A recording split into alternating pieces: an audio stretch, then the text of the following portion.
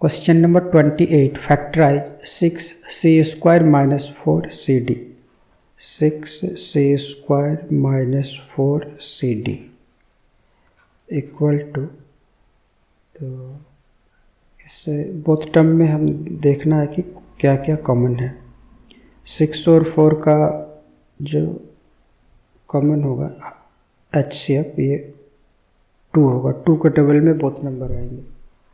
और c square और c, तो यहाँ पे c जो है वो 2 टाइम्स है और सेकंड वाले टर्म में 1 टाइम है, तो एक ये c कॉमन होगा। और d बोथ में है नहीं, तो ये कॉमन आएगा नहीं।